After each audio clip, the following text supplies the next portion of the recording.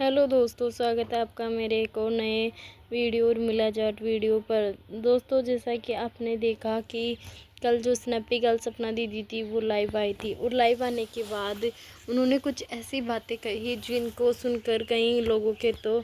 मिर्ची लगी है और मिर्ची लगनी भी चाहिए, क्योंकि जो सच बोलता है वो सच ही बोलता है।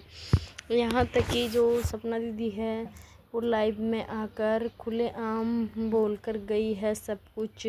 और सब कुछ समझा कर गई है और सबको बोल कर गई है। और जहाँ की उनकी जो बातें हमने सुनी तो हमें ऐसा लगा कि आखिर वो अकेली ही लड़ रही है अब। और उन्होंने कहा है कि मैं अब अकेली ही लड़ रही हूँ, थाने में भी अकेली गई हूँ, रिपोर्ट करने भी अकेली गई हूँ, जो केस हैंडल कर रही हूँ मैं अकेली ही कर रही हूँ, मैंने किसी का साथ नहीं लिया, सिर्फ मेरी फैमिली ही काफ़ी है मेरे लिए। और उन्होंने बताया है कि जो अलका जी है वो सिर्फ दिल्ली में रहती है, इस वजह से मेरे यहाँ आ नहीं सकती, मेरे साथ जा नहीं सकती। तो वहाँ से उन्होंने मेरा बहुत सपोर्ट किया है, अलका जी ने बहुत चीज़ें क्लियर की हैं, इस केस में बहुत ज़्यादा हेल्प की है मेरी। और उन्होंने बताया है कि अगर किसी को बताऊंगी मैं तो वो अगला बंदा सावधान हो जाएगा, वो पहले ही उस प्लानिंग को चेंज कर देगा, वो जो इस केस को जो कि न्याय मिलेगा उसे मिलने नहीं देगा, वो पहले ही वहाँ जाकर कुछ कर देगा। तो फिर केस कैसे होगा, इस वजह से मैं ना तो किसी को बताऊंगी, ना ही मेरे अलावा किसी को शेयर करूँगी। मैं बातें अपनी जो केस से रिलेटेड हैं वो अपने पास रखूँगी। और जो कि सपना दीदी ने बोला है कि जो मेरी इज्जत के पीछे लगे हैं, झुंड बनकर, पूरा झुंड बनकर आ जाता है मुझ पे वार करने, और झुंड बनकर मेरे पे वार करता रहता है, और जो कि ऐसा कर रहे हैं मेरे पीठ पीछे, तो उनका तो बहुत जल्दी ही खुलासा होगा। और जब खुलासा होगा तो बहुत बड़ा खुलासा होगा और तुम लोगों की हकीकत पोल सच्चाई सामने खुलने वाली है। यहाँ तक कि उन्होंने छोटी दीदी को बोला है कि छोटी दीदी, आप जो आपका छोटापन है उसे देखकर माँ को भी ऐसी बातें खवाई है वीडियो में जो आपने,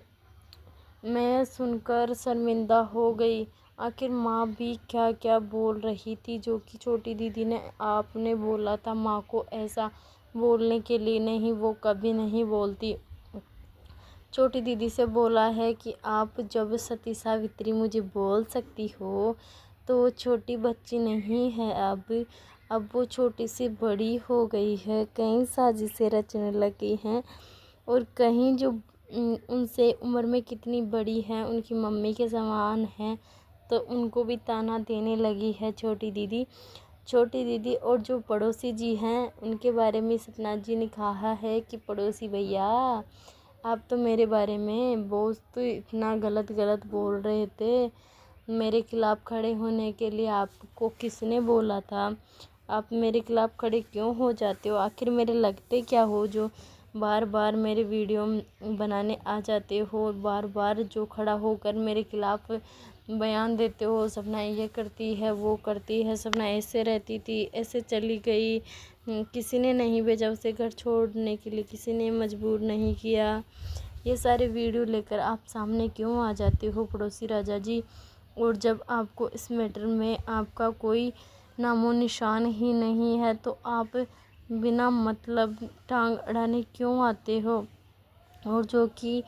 सपना दीदी हैं उन्होंने बताया है कि अब जब आप केस में बिल्कुल मेरा साथ नहीं दे रहे हैं तो क्यों मेरे काम में टांग अड़ाते हो,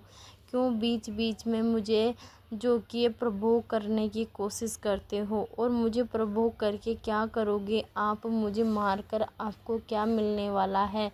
आप ये चाहते हो कि हम ऐसा करेंगे तो सपना मर जाएगी, रोएगी, टूटेगी, कुछ ऐसा कर लेगी कि जिससे वो प्रॉपर्टी भी हमारी हो जाएगी और दोनों बच्चियों से अपनी माँ का साया भी उड़ जाएगा।